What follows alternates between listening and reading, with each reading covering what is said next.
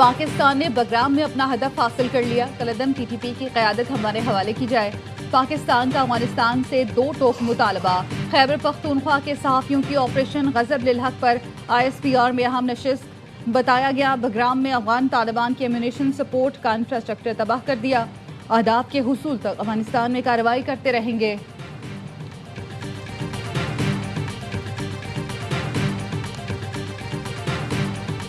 अमरीका और इसराइल के ईरान पर हमले जारी। तेहरान समेत मुख्तलिफ शहर धमाकों से गूंज उठे। 6 दिन से जारी जंग में 1200 से ज्यादा अफराद शहीद हो चुके हैं। अल जजीरा का कहना है मशरिकी तेहरान में धमाकों के बाद झटके भी महसूस किए गए। इसराइली डिफेंस फोर्सेस का दावा है उसने तेहरान में फौजी इंफ्रास्ट्रक्चर और दीगर मकामात पर हमले किए। ईरानी हिलाल अहमर के मुताबिक हफ्ते से अब तक ईरान के 174 शहरों के 636 मकामात पर 1332 हमले किए गए। उनमें 105 शहरी मकामात को निशाना बनाया गया। 14 तिब्बी मराकज़ और हिलाल अहमर की 7 इमारतें भी निशाना बनी। वज़ारत ख़ारजा के तर्जुमान इस्माइल बकाई का कहना है अमरीका और इसराइल जानबूझकर शहरी इलाकों को निशाना बना रहे हैं।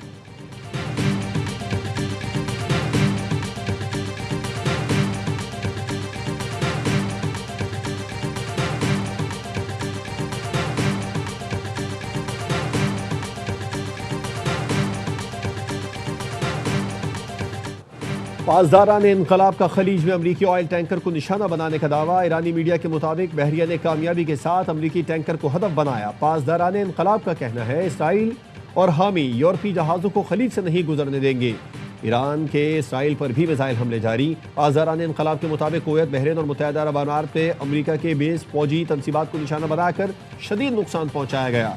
ईरानी पार्लियामेंट के स्पीकर मोहम्मद बाकर कालिबाफ ने दावा किया है कि ईरान के मौसर हमलों ने अमरीका को भारी नुकसान पहुंचाया। वाशिंगटन के पास अब इस जंग से निकलने का कोई रास्ता बाकी नहीं बचा। अमरीकी हुक्काम निजी महफिलों में अपनी नाकामी का एतराफ़ कर रहे हैं। अवामी सतह पर बयानात सिर्फ अपनी साख बचाने की कोशिश है।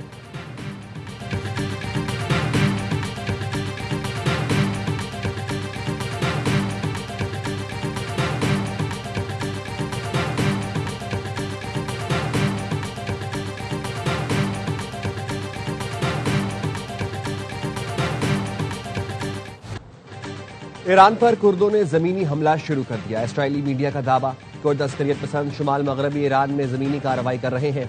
ईरान के गैर जंगजुओं के दाखिले की तरदीद। ईरानी वज़ीर ख़ारजा का इराकी कुर्द रहनुमा बुरजानी से फोन पर राब्ता। तीसरे फरीक को सूरत हाल का फायदा उठने नहीं देंगे। गुफ्तगू में इत्तफाक। इराकी कुर्दिश रहनुमा का कहना है कुर्दिस्तान रीजन तनाज़ात का हिस्सा नहीं बनेगा। पासदारान इनकलाब का खलीज के शुमाल में अमरीकी ऑयल टैंकर पर हमला। कहा इसराइली और हामी यूरोपीय जहाज़ों को खलीज से नहीं गुजरने देंगे। आज़रबाईजान के एयरपोर्ट के करीब मिसाइल और ड्रोन हमले, 2 अफराद जख्मी। आज़रबाईजान ने ईरानी सफीर को तलब करके एहतजाज रिकॉर्ड कराया। कहा दिफा का हक महफूज रखते हैं।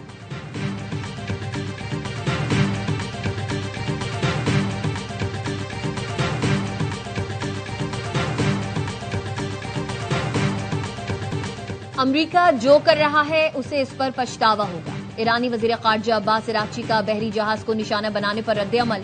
कहा अमरीका ने 2000 मील दूर से समंदर में जाहिरियत की। फ्रिगेट ब्रीनिया नामी जहाज को भारतीय नेवी का मेहमान था, उसे बगैर किसी वार्निंग के निशाना बनाया। जहाज पर 130 अफराद मौजूद थे। श्रीलंकन हुकाम के मुताबिक 87 फौजियों की लाशें निकाली जा चुकी। 32 एहलकारों को बचाया गया।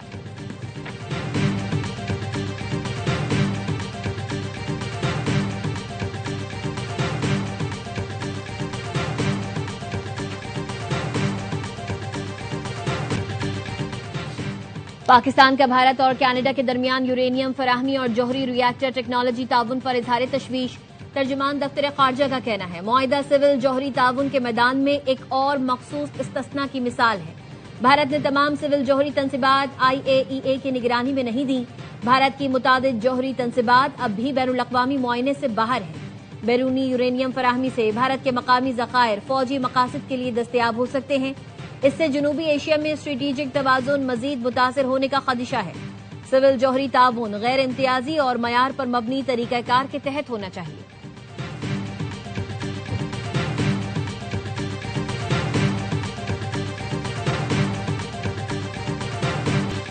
ऑपरेशन गजब हक के तहत पाक फौज की भरपूर कार्रवाइयां जारी। कंदहार में अफगान तालिबान के ब्रिगेड हेडक्वार्टर्स 205 कोर को तबाह कर दिया गया। 4 और 5 मार्च की दरमियानी शब 41 पोस्टों को निशाना बनाया। चमन, योब, किला सैफुल्ला और नौशकी सेक्टर से मुल्हका सरहदी इलाकों में अफगान तालिबान और फितनल खवारिज को भारी जानी और माली नुकसानात का सामना करना पड़ा। सिक्योरिटी जराये के मुताबिक ऑपरेशन गजब हक अहदाफ के हुसूल तक जारी रहेगा।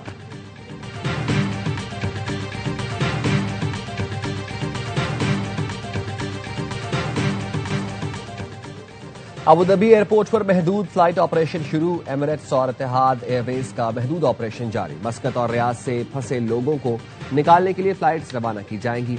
दोहा एयरपोर्ट से फिलहाल कोई फ्लाइट उड़ान नहीं भरेगी। 5 दिन से बंद इसराइल का बेन गुरियन एयरपोर्ट दोबारा खोल दिया गया।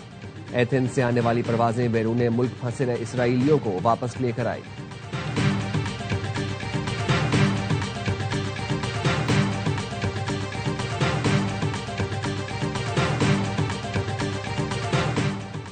ईरान जंग किसी के मफाद में नहीं। चीन का सालिसी के लिए अपना नुमाइंदा खुसूसी मशरिक वस्ता भेजने का ऐलान। चीनी वजीर खारजा की सऊदी और अमाराती हम मनसब से टेलीफोनिक गुफ्तगू। इख्तिलाफात पर अमन तरीके से खत्म करने के मौकिफ को सराहा। कहा तनाज़ात में शहरियों के तहफ़्फ़ुज़ की सुर्ख लकीर को अबूर नहीं किया जाना चाहिए, न ही तवानाई और गैर अस्करी अहदाफ पर हमले करने चाहिए।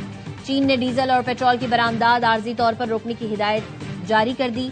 चीन 57% तेल समंदर के रास्ते मशरिक वस्ता से दरामद करता है। रूसी सदर ने यूरोप को गैस की सप्लाई रोकने का इम्कान जाहिर कर दिया।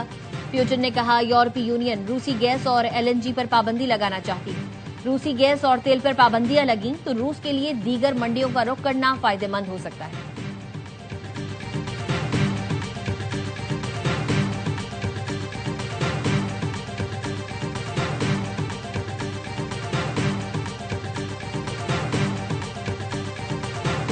Very strong position now, and their leadership is just rapidly going. Everybody that seems to want to be a leader, they end up dead. There's progress that's being made. Their missiles are being wiped out rapidly. Their launchers are being wiped out.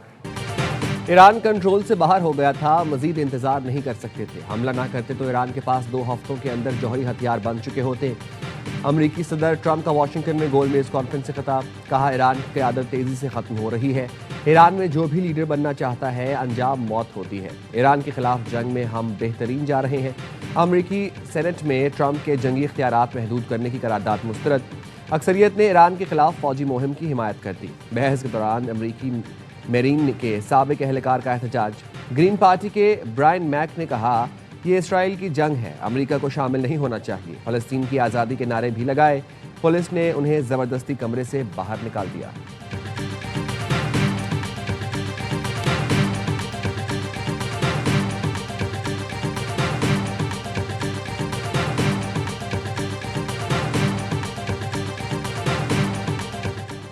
वज़ीर आज़म शहबाज शरीफ से हाफिज नईमुर रहमान की क़यादत में जमात इस्लामी के वफ़द की मुलाकात। वफ़द को Afghanistan, Iran और मशरिक़ वस्ता और खलीज के मौजूदा हालात पर ब्रीफिंग दी गई। पाकिस्तान की सिफारती कोशिशों और इक़दामात पर एतमाद में लिया गया। ईरान और खलीजी ममालिक में पाकिस्तानियों की सहूलत के लिए इक़दामात पर भी आगाही दी गई। मुलाकात में इसहाक डार, आज़म नज़ीर तारड़, एहसन इकबाल, अता तारड़, राना सनाउल्लाह और दीगर भी मौजूद थे।